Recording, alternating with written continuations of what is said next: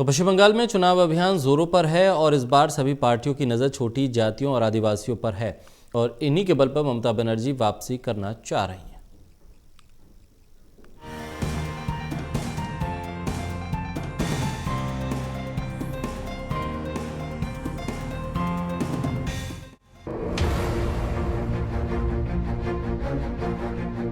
पश्चिम बंगाल में अगले कुछ महीनों में चुनाव होने हैं, जिसके लिए सभी दलों ने प्रचार अभियान को तेज कर दिया।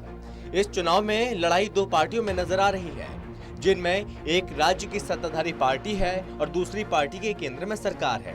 अब दोनों ही पार्टियां छोटी जातियों और आदिवासियों को लुभाने की कोशिश कर रही हैं, क्योंकि बंगाल में ये एक बड़ा बदलाव लाने की क्षमता रखती हैं।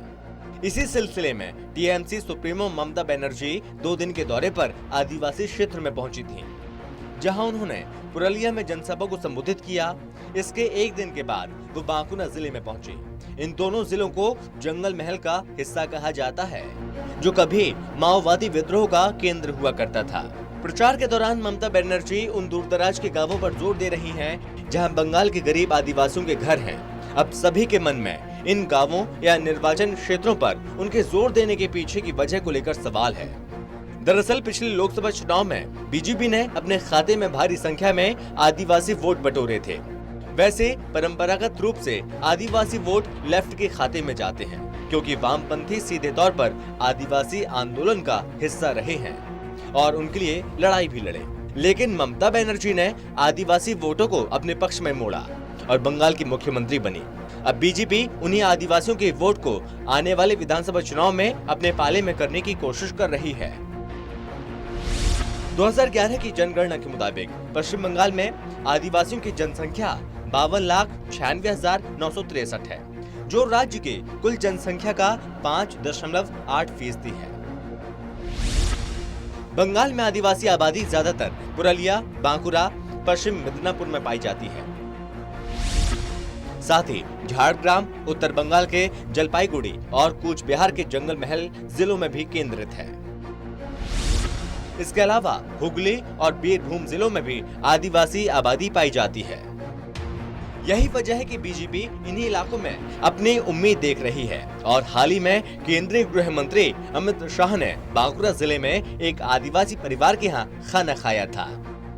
अब ममता बनर्जी की रणनीति है कि वो उस जगह पर जाएं और ये सुनिश्चित करें कि ज्यादा नुकसान ना हुआ हो।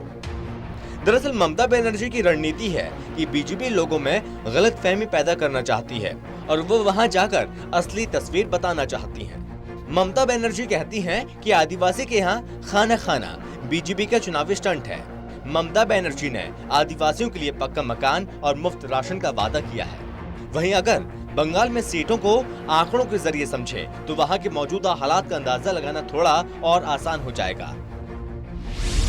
जैसे बंगाल में कुल 294 विधानसभा सीटों में से 84 एससी और एसटी के लिए आरक्षित हैं। 2019 के लोकसभा चुनाव में इनमें से ज्यादातर सीटों पर बीजेपी ने जीत हासिल की थी।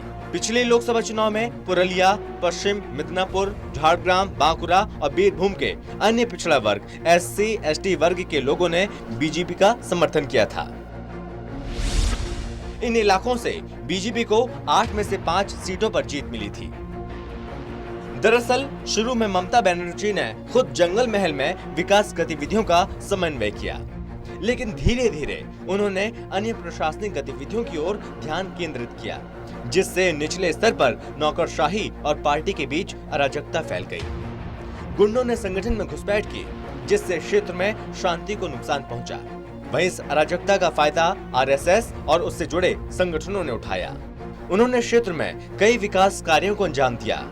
जंगल महल कभी माओवादियों का गढ़ था। ममता को इस क्षेत्र में उग्रवाद को समाप्त करने और शांति की शुरुआत करने का श्रेय दिया जाता है। उन्होंने अब लोगों की शिकायतों को दूर करने के लिए शिक्षा मंत्री पार्थ चटर्जी को जंगल महल के दौरे पर नियुक्त किया है।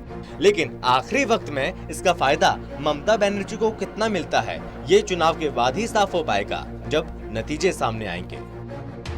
Special desk, total news.